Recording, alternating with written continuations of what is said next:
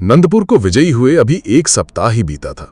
मंदिरों में फिर से पूजा शुरू हो गई थी, बच्चे खेल रहे थे और जवान लोग टूटी दीवारों को फिर से खड़ा कर रहे थे। मगर हवा अब वैसी नहीं थी। कुछ था जो सांसों के बीच डर के कण घोल रहा था। रात्रि का पहला प्रहर था। नगर के सेनाध्यक्ष युवन को सूचना मिली, आपका छोटा भाई रुद्र आपकी तलवार चुराकर भाग गया है। युवन ने क्रोध में आंखें लाल कर दी। मैंने ही उसे युद्ध में खड़ा किया और वही विश्वासघात करे? वो बिना पुष्टि किए ही सैनिकों को आदेश देता है, उसे नगर से बाहर निकलने ना देना। उसी रात रुद्र को नगर के बाहर पकड़कर मारा जाता है। जब सच्चाई सामने आती है तब तलवार युवन की ही कक्षा में मिलती है, रुद्र के पास नहीं। भ्रम की दूसरी लहर उठ चुकी थी।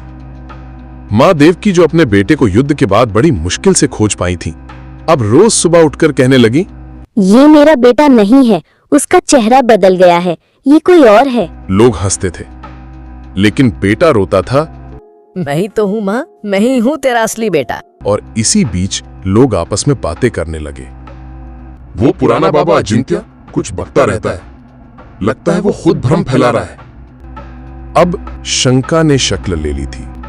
दूसरी तरफ मायाव्रत नगर के बाहर बैठा था, एक पेड़ की छाया में। उसने अपनी उंगली से मिट्टी पर आकृति खींची।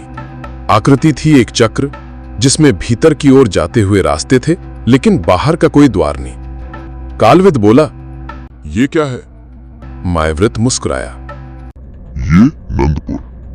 अब ये नगर नहीं, एक मानसिक भूल भुलैया है।